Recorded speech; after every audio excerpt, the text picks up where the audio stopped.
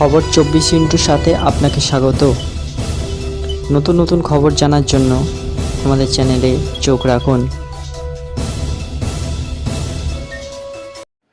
নমস্কার দর্শক বন্ধুরা, খবর 24 সাথে আপনাকে স্বাগত। লোকসভা নির্বাচনের আগে রাজভবনে বৈঠকে বসলেন প্রধানমন্ত্রী নরেন্দ্র মোদী এবং রাজ্যপাল সিভি আনন্দ বোস।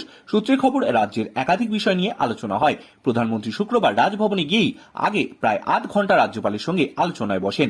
এরপরই প্রধানমন্ত্রী মুখ্যমন্ত্রীর সঙ্গে বৈঠকে বসেন। সেই বৈঠক কার্যত নির্ধারিত সময় 5:45 বদলে 6টা থেকে শুরু হয়েছে।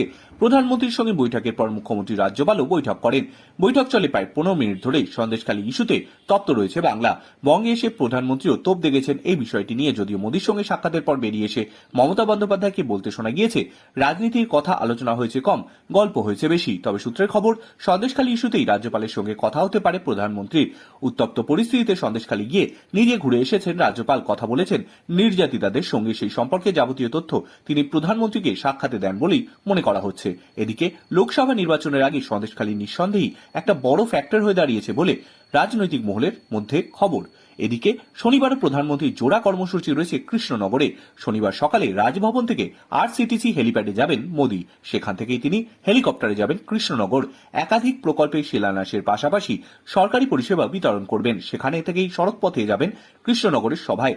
রাজনৈতিক সমাবেশ শেষ করে মোদীর হেলিকপ্টার যাবে পানাগড়। সেখান থেকে বিমানে প্রধানমন্ত্রী যাবেন বিহারের গয়ায়। আবার প্রধানমন্ত্রী বাংলায় আসবেন 6ই মার্চ। ওই দিন সভা হবে বারাসাতে।